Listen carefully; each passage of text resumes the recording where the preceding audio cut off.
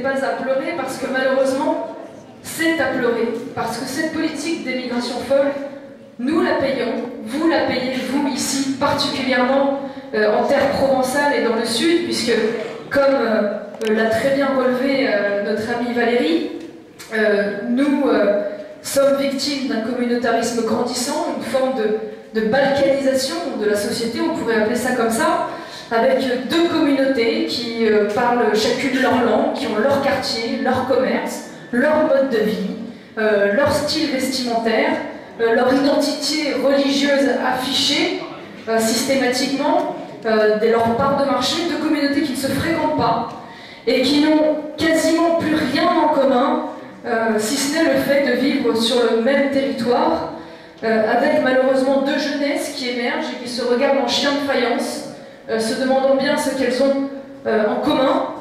Et de manière générale, d'ailleurs, les seuls points de rencontre sont des, on va dire, sujets à friction. Hein. Je pense aux sorties de boîtes de nuit ou dans les bars ou le soir en rentrant chez soi. Et face à ce phénomène, strictement rien n'est fait. Il y a même une espèce de complaisance coupable à l'égard de ce communautarisme, puisque aujourd'hui, la gauche ayant perdu le vote ouvrier, eh bien, il faut bien remplacer ce vote par un autre. Alors on achète le vote immigré, comme vous pouvez l'appeler, on l'achète de cette manière-là. Heureusement, certains ont la lucidité de ne pas tomber dans ce piège, mais on utilise exactement le même mode de raisonnement, pensé d'ailleurs par le think tank Terra Nova, qui explique qu'aujourd'hui il faut transférer ce raisonnement de lutte des classes à cette nouvelle population en disant qu'il faut l'aider à lutter contre la classe qui l'oppresse, à savoir cette fameuse population qu'on pourrait appeler français de souche, quand bien même on nierait qu'elle existe, hein, puisque c'est la grande explication aujourd'hui, c'est que la France a toujours été un peuple d'immigration, qu'il n'y a pas de peuple propre à la France. Alors, moi je ne suis pas d'accord avec cela, il y a des peuples qui sont propres à la France, et cela est d'ailleurs d'autant plus remarquable que notre destin français, les peuples qui composent la France, étaient si différents à l'origine d'ailleurs que le destin de la France n'était pas évident. La France est un petit peu un miracle historique, il faut en avoir conscience. Nous sommes composés initialement de peuples extrêmement différents. Il y avait des Germains, des Celtes, des Latins, il y a eu plus tard après des Antillais, et c'est l'État en France qui par les monarchies successives, qui par les mariages, les guerres, ont réussi à unir dans un destin commun par l'État, par les liens de l'État, des peuples qui initialement n'auraient pas eu vocation à s'unir. C'est pour ça d'ailleurs que l'existence même de la France est si fragile, c'est pour ça que l'équilibre est si difficile à trouver dans ce savant mélange français entre le pays de la langue d'Oïl et le pays de la langue d'Oc, que vous connaissez mieux, entre ces cultures extrêmement différentes. C'est vrai, c'est pour ça que la France a ce point d'équilibre fabuleux. Mon grand-père parle souvent du Parlement européen, c'est assez amusant. Il dit on voit vraiment la différence entre les peuples et les habitudes. On voit les pays du Nord, les députés, les eurodéputés du Nord qui arrivent toujours à l'heure, c'est très calibré, ils ont leurs petites fiches, ils sont très sages, ils parlent pas. Et les Italiens, les Espagnols qui arrivent complètement en bordel, en retard, qui discutent. Et les Français qui sont un petit peu entre deux, qui arrivent en retard mais qui parlent pas, ou alors qui arrivent à l'heure mais qui ne peuvent pas s'empêcher de glisser quelques petits mots à leurs voisins. Et je crois que c'est ça aussi notre force, c'est ce qui fait que nous sommes un peuple si extraordinaire, à la fois si productif, si inventif. C'est parce que nous avons justement cette richesse qui nous est propre et que nous nous devons de défendre, que nous devons défendre aussi par l'État, parce que c'est cet État qui permet la cohésion entre les territoires, le lien entre les territoires.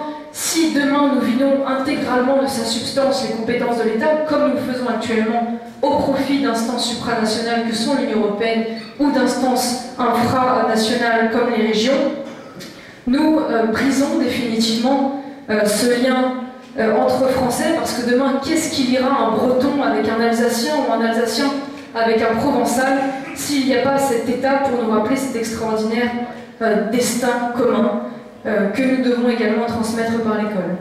Alors si vous ajoutez également à cela une immigration massive, puisque ça continue d'être le cas, lorsque M. Valls est arrivé, il a dit « je mènerai exactement la même politique que Nicolas Sarkozy ». C'est vous dire donc que M. Valls n'est pas un ministre de droite au sein d'un gouvernement de gauche, c'est simplement que c'est un ministre qui mène la politique de gauche menée par Nicolas Sarkozy. Ce serait beaucoup plus simple. Je vous rappelle quelques chiffres.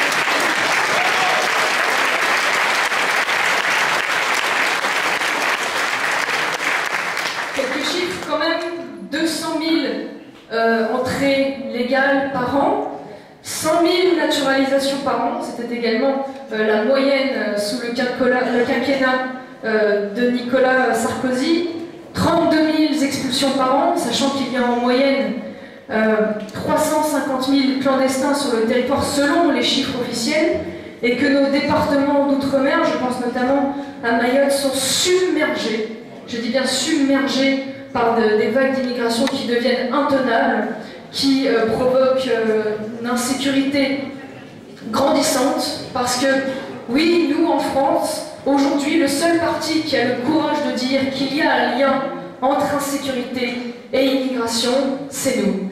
C'est nous, nous avons le courage de le dire, ça n'est pas facile à entendre, ça n'est pas facile à dire, nous aimerions faire partie de ceux qui sont toujours avec des pulls tout doux, en mode bisounours, à faire plaisir à tout le monde. Malheureusement, ça n'est pas notre rôle. Il y a bien évidemment un lien qui est lié à la crise d'identité, qui est lié au refus de s'intégrer aux modes et aux valeurs de la France, qui est lié également, il est vrai, à une politique de l'urbanisme complètement aberrante, qui a accéléré ce processus de communautarisme et un laxisme d'État absolument scandaleux, une justice, une politique de jeu pénal absolument incroyable. Aujourd'hui, vous savez que suite aux lois Dati, 82 000 peines de prison sont non exécutées par an, 82 000 peines de prison, et c'est bientôt 80% des délinquants condamnés qui, avec la réforme de Taubira, n'exécuteront pas.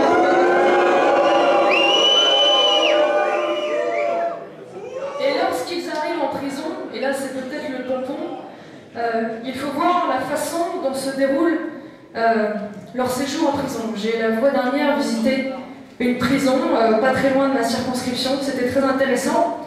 Et on se révélait de façon extrêmement flagrante un espèce de paradoxe entre d'un côté une espèce de poussée droit de l'homisme jusqu'à l'absurde, c'est-à-dire qu'aujourd'hui en prison, selon des réglementations européennes de plus en plus strictes, nous avons les surveillants de prison ont l'obligation d'informer les prisonniers de l'heure à laquelle ils vont fouiller leur cellule.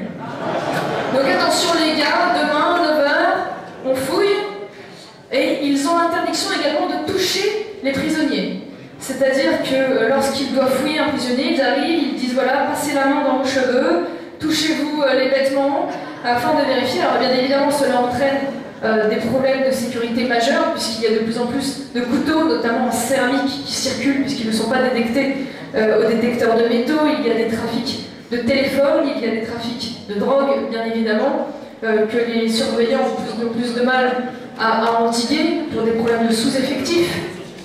Il y a même des prisons où aujourd'hui, les surveillants ne sortent plus dans les cours lors des promenades des prisonniers, de peur de se faire tabasser, puisque c'est arrivé, semble-t-il, dans plusieurs prisons de France.